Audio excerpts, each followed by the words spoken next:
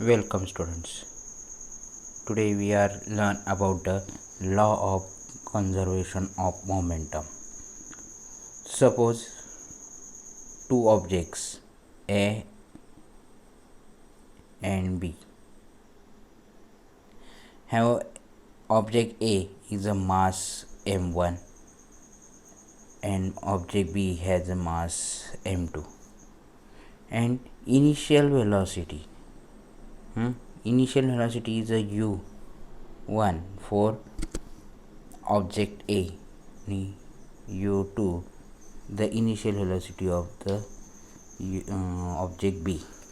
According to the formula of momentum, the initial momentum of A is m1 u1. According to law of momentum or formula of momentumचा formula काय P is equal to m into v. Initial व्हेलॉसिटीसाठी काय वापरतो आपण u. तर या ठिकाणी पहिल्या ऑब्जेक्टच्या संदर्भात आपण विचार केला तर m1 संदर्भात तर p1 is equal to m1 u1.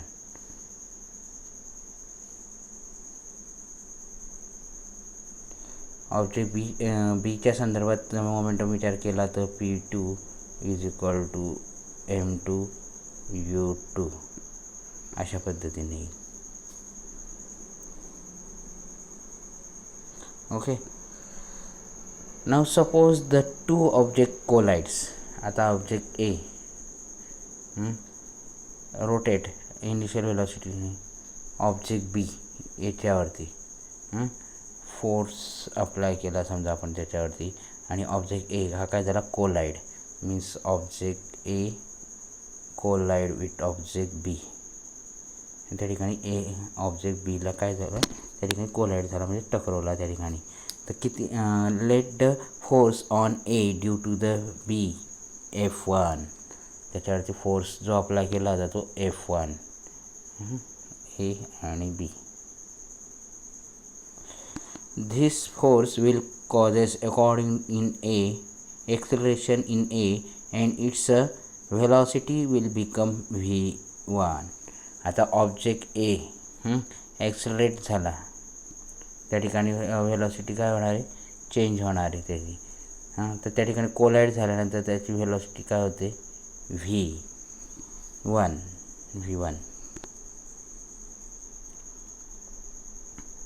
Momentum of A after collision m1 v1 म्हणजे त्या ठिकाणी ऑब्जेक्ट ए हा ज्यावेळेस टकरवला त्यावेळेस तो थोडासा मागे सरकला आणि परत त्या बाजूला त्या दिशेने जायला सुरुवात केली.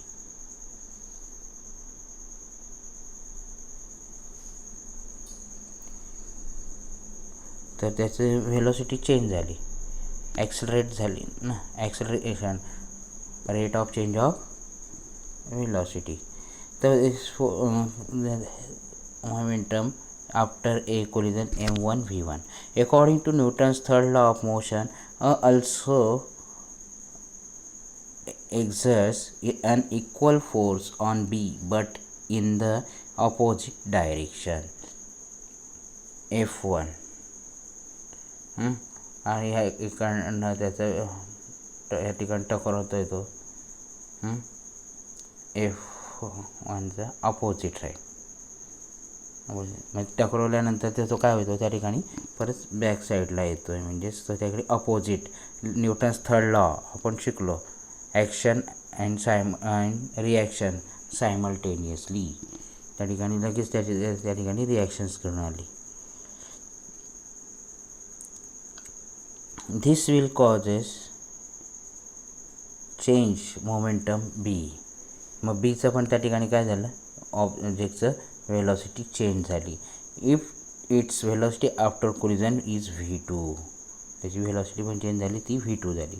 The momentum of B after collision m2 v2 if F2 is the force that act on the object B.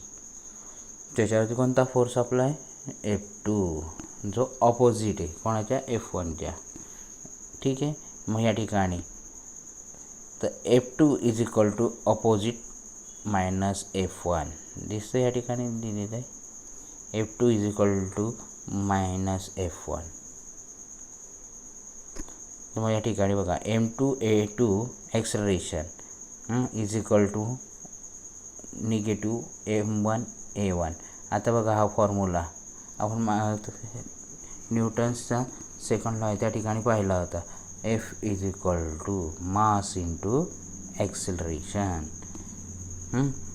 M2 V2 मायनस U2 अपॉन T. ची value acceleration is a rate of change of velocity v minus u with respect to time t. A is equal to v minus u upon final velocity minus initial velocity divided by time with respect to time is m2 into v2 minus u2 upon t is equal to minus m1 into v1 minus u1 upon t. Here acceleration put the value here since put the values acceleration value या ठिकाणी put केली.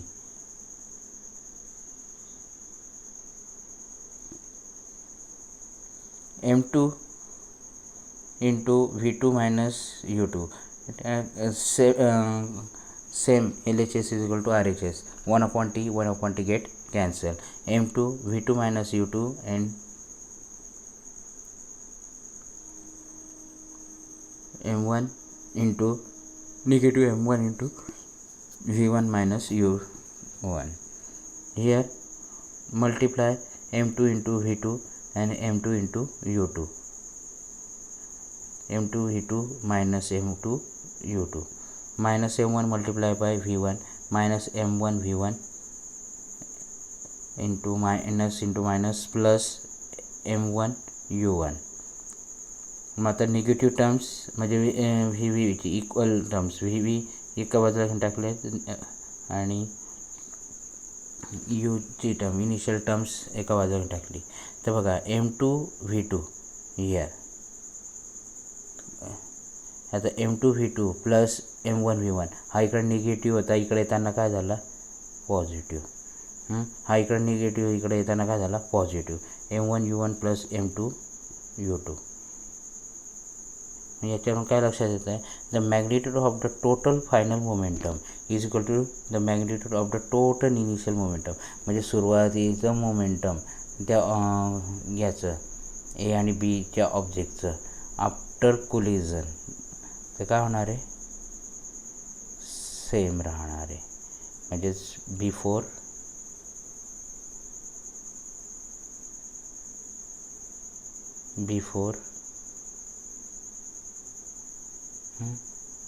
and after.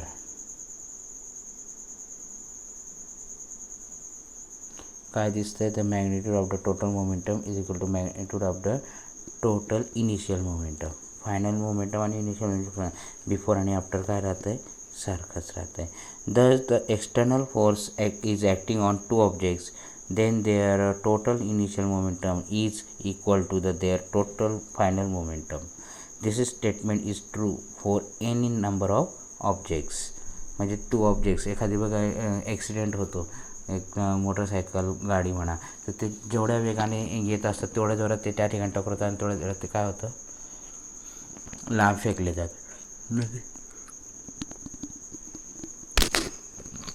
म्हणजेच काय होतं initial momentum ज्या वाहनाचा जो असतो तोच त्या ठिकाणी कोलिजन झाल्यानंतर फायनल मोमेंटम असतो. when no external force act on two interacting objects there is total momentum remains constant, it does not change. दोघांमध्ये कोणत्याही प्रकारचा बदल नसतो. बघा या ठिकाणी this is a corollary of Newton's third law of motions. म्हणजे त्याचं थोडक्यात पडताळण होते या ठिकाणी. The momentum is unchange after the collision.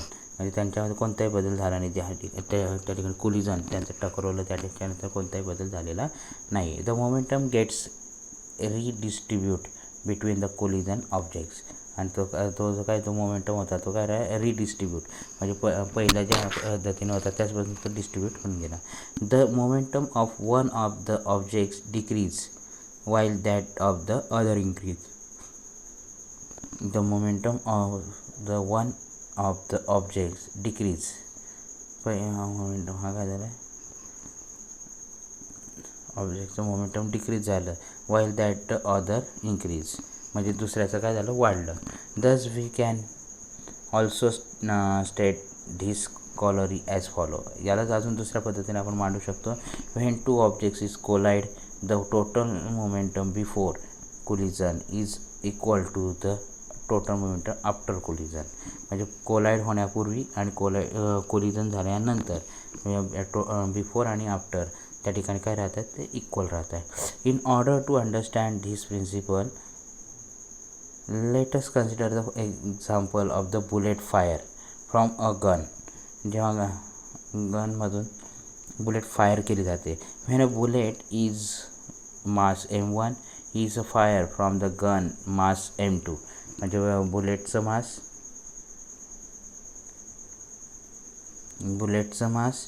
आणि बुलेटचं मास अँड गनचं मास त्या ठिकाणी विचार घेतला जातो. M1 M2.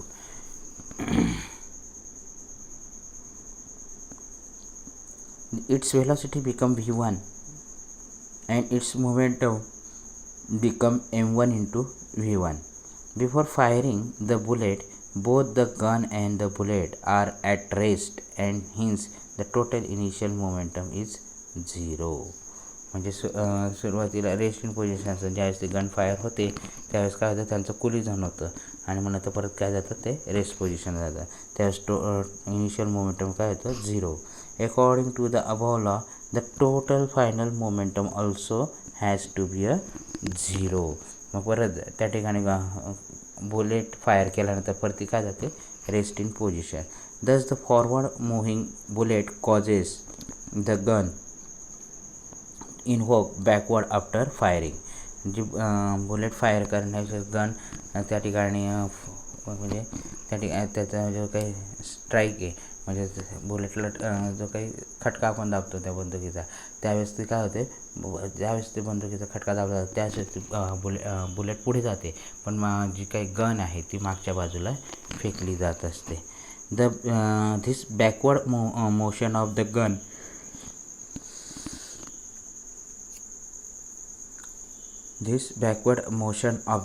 Is called its recoil. त्या ठिकाणी रिकॉईल होतं. And the velocity of the recoil is v2 is such that. त्या ठिकाणी काय होतं बघा M1 v1 plus M2 v2. Initial velocity काय रेस्ट इन पोझिशन आहे तर इनिशियल व्हॅल्यू काय 0 आहे. M1 into U1 U is 0 तर 0 इंटू M1 0. M1 यूची व्हॅल्यू काय U1ची व्हॅल्यू काय 0. रेस्ट इन पोझिशन होते. U2ची व्हॅल्यू काय 0 आहे तर M1 इंटू 0 काय येणार 0 प्लस M2 इंटू 0 इज 0. तर काय 0 प्लस 0 काय आन्सर इज 0. त्या ठिकाणी M1 into V1 plus M2 into V2 is equal to 0 घेतलं आहे. और V2 तर समजा आपल्याला एखादा प्रॉब्लेम सॉल्व करायचा आहे त्याच्यात व्हेलॉसिटी आपल्याला फाइंड करायची त्यावेळेस या फॉर्म्युलाचा वापर करता येऊ शकतो.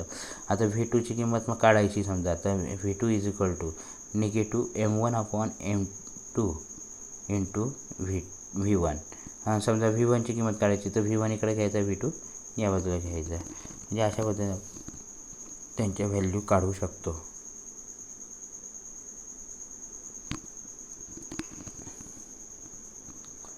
बघा या ठिकाणी as the mass of the gun is much higher than the mass of the bullet. म्हणजे बुलेटच्या मासच्या हिशोबाने जर गनचा मासचा विचार केला तर गन्सचं मास जास्त आहे आणि बुलेटचं मास कमी. The velocity of the gun is much smaller than the velocity of the bullet. आता बघा या ठिकाणी बुलेट ज्यावेळेस फायर होते ती फार लांब पडते, पण गन जी आहे थोडीशी मागे सरकते, कारण की मास, दोघांचा मासचा विचार केला तर बुलेट छोटी आहे, तिचं मास त्याच्यापेक्षा गनचं मास फार मोठं आहे, पण व्हेलॉसिटी बुलेटची जी आहे ती फार आहे, पण गनची व्हेलॉसिटी कमी. The magnitude of the momentum of the bullet and that of the gun are equal and their direction are opposite. आणि त्या ठिकाणी मोमेंटम जे magnitude of the momentum the bullet and that the gun are equal and their directions are opposite. Magnitude काय आहे दोघांचं equal आहे, पण त्या ठिकाणी डायरेक्शन्स काय अपोजिट आहे. म्हणजे बुलेट फायर केली तर एका दिशेला आहे, पण गन त्याच्याच ऑपोजिट साईडला मागच्या बाजूला ती जात असते. The total momentum is a constant. Total momentum is also constant during the launch of a rocket.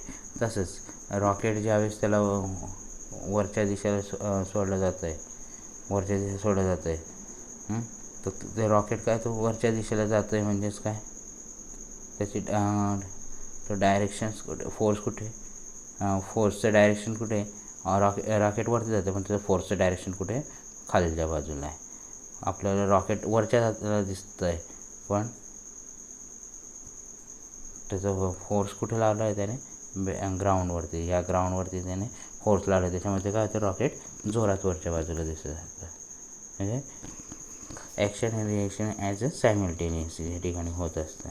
आता बघा ह्या ठिकाणी त्या संदर्भातच एक सॉल एक्झाम्पल घेतलेलं आहे, ते पाहूयात आपण. Solved example, the mass of the cannon is a 500 kg and its recoil with the speed is 0.25 meter per second. What is the momentum of the cannon? Momentum of the Canon काढायला लावलं आहे. रिकॉईल झालं आहे म्हणजेच काय होतं ते back येतं आहे. आता बघा या ठिकाणी मास ऑफ द कॅनॉन किती आहे 500 kg. Recoil speed is 0.25 metre per second. तेवढ्या मीटर पर सेकंड वेलॉसिटी ते काय झालं आहे मागे सरकलेलं आहे. तर मोमेंटम काढायचं आहे आपल्याला. तर मोमेंटमचा काय मास आहे, momentum is M into V formula.